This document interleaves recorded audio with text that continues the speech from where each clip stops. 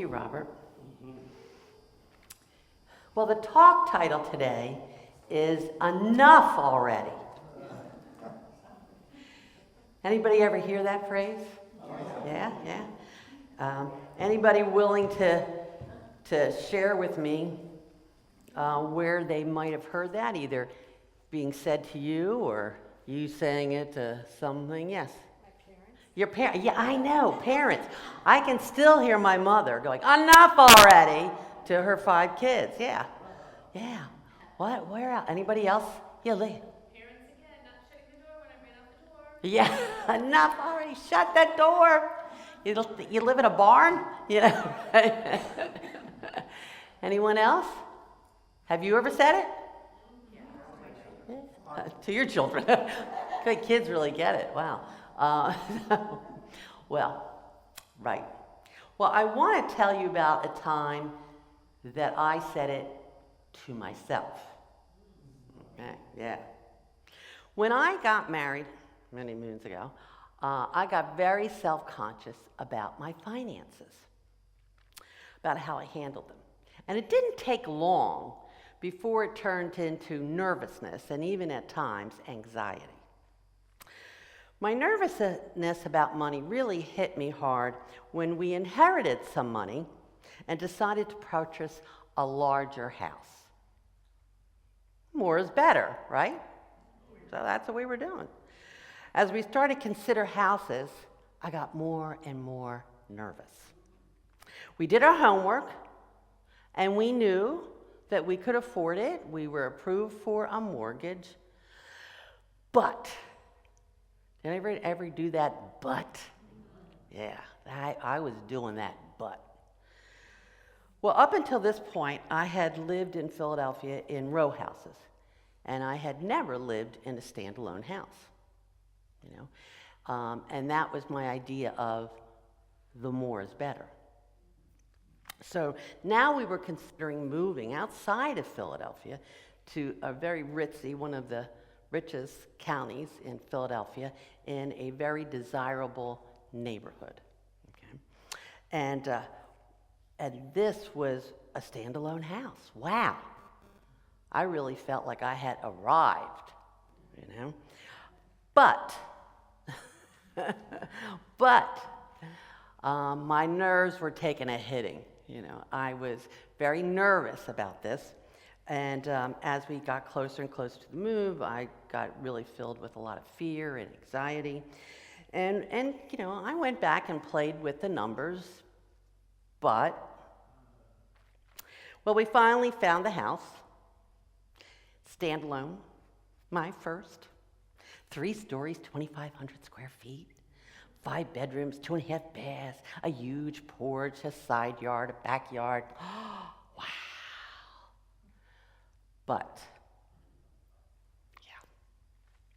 But more is better, right? More is better, kinda. More is better, maybe, right? Yeah. Well, I figured after we moved in that would settle down and I would be just loving it. Didn't work that way. It just got worse and worse and worse. I should have been enjoying this, you know, this moving on up, you know, type of scenario. But instead, I was getting filled with fear and anxiety. And now it took a little turn because it went into the what ifs. Now, yesterday I heard someone call it the awfuls. The awfuls. I'd never heard that. This was my what ifs. Well, what if this happens? And what if that happens? And whoa, you know, what ifs. And they were certainly running the show. None of this made any sense to me. I was attending Unity churches. You know, I knew all about, you know, lack and prosperity consciousness. You know, I knew about denials and affirmations. Where were they when you need them, right? But still, somehow, none of that was kicking in. After about a year of this in our new house, well, you know what I said to myself. Enough already. Enough already. I was tired of me. So, what did I do? Well, I picked up a Unity book called Prosperity. And it was written by Unity co-founder Charles Fillmore. He wrote it in the early 30s, published it in 1936. Anybody know what was going on in the early 30s? Yeah, the Great Depression was going on. Pretty gutsy move to write a book during that time and publishing and name it Prosperity. Because even though this was 1936 and the Great Depression was officially over, it really wasn't over. And a lot of people and a lot of businesses were still struggling. So I picked up that book, not really knowing what I was going to do with it. I considered reading it, but you know. But I discovered that there were 12 chapters in this book. I thought, I got it. I'm going to do a chapter a month. I'm going to make a commitment to read it twice. With Charles Fillmore's writing, you sometimes have to read it at least twice. You know? And I was going to pull out from it anything I could to make denials and affirmations from each chapter as I went along. So, here is one denial and affirmation that I wrote from the foreword, even before you get to chapter 1. There is no outside power that can keep me from my good. There is one primal spiritual substance always available to me to create and express my good. So I had an amazing journey that year. Despite all the buts and the what-ifs and the awfuls, okay, my consciousness started to change from lack to abundance, from lack to prosperity. It, for me, was life-changing. Now, was I now completely immune to any thoughts of lack? No, of course not. But the buts and the what-ifs and the awfuls were no longer running the show. I could stop them. Well, today certainly our economy, thankfully, is not the Great Depression. Okay. But there is a lot of chaos, there is a lot of uncertainty, and unexpected changes in our world. And a lot of people are feeling kind of a little bit shaken up by all of that. Anybody here feel a little bit shaken up? Yeah. Well, when my foundation feels like it's getting shaky, do you know what I do? I go back to my foundation. So this January, get this in your calendar, this January, I'm going to be offering to all of you to join me in a year's journey with Mr. Fillmore and Prosperity. We'll meet on Zoom once a month, and we'll go through chapter by chapter, and we'll share the denials and affirmations that we create from these chapters. And we will evolve. We will evolve during the year, and we will cheer each other on and support each other on in evolving, in stopping the buts and the what-ifs and the awfuls from running the show. Now, and I forgot, it's going to be free. It'll be a free meeting, right? Because I'm grateful that I went through that and I have evolved to a certain point. is not enough. All of us have to do that. And if all of us do that, then something may start shifting besides us or in addition to us.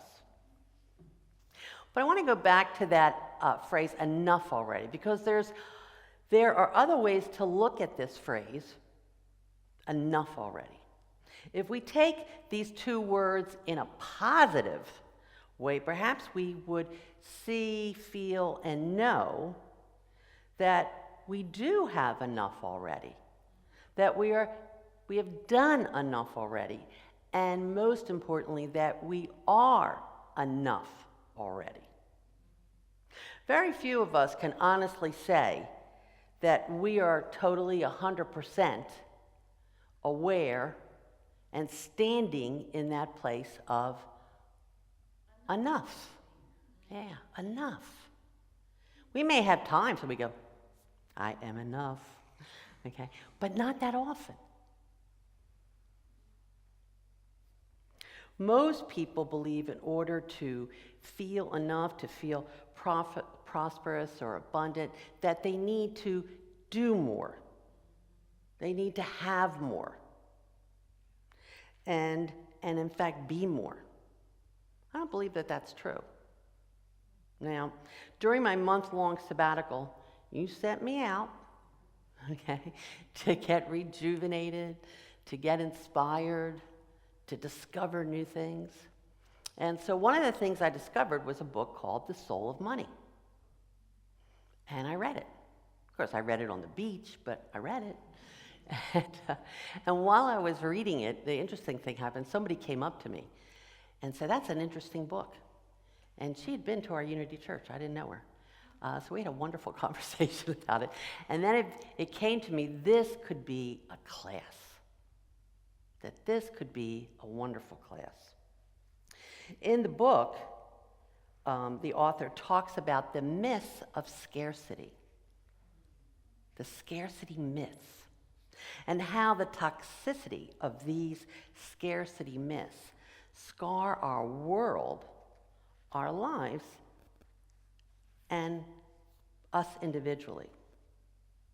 Now, if you don't think that you are holding on to any scarcity ideas, that you are somehow beyond all of that, I want you to consider some of these statements that I have heard, and not in the distant past, but even right here.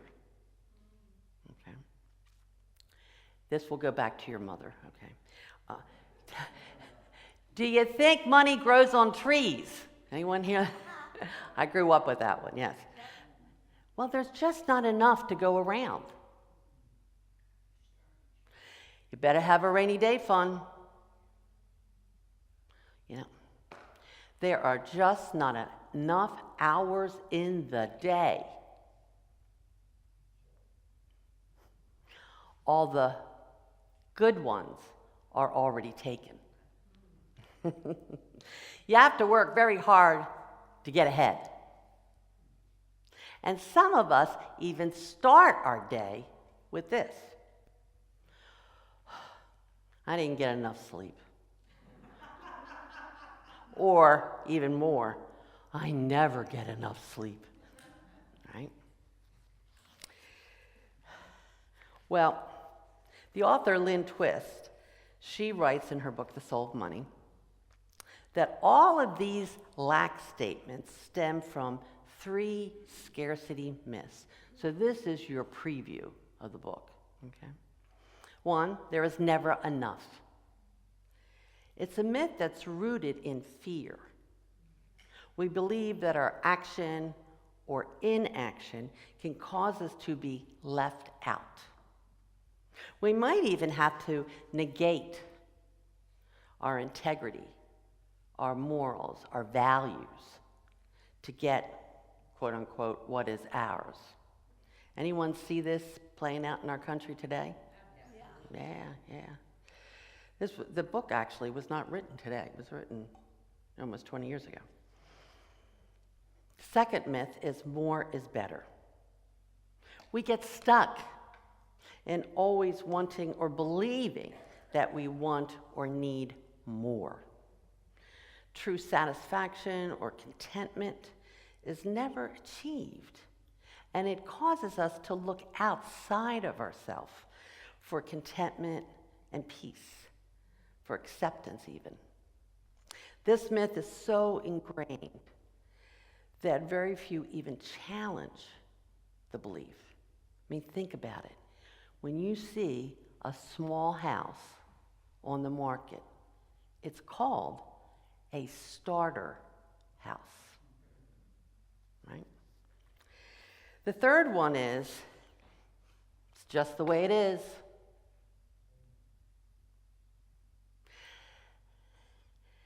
This is the road to disempowerment.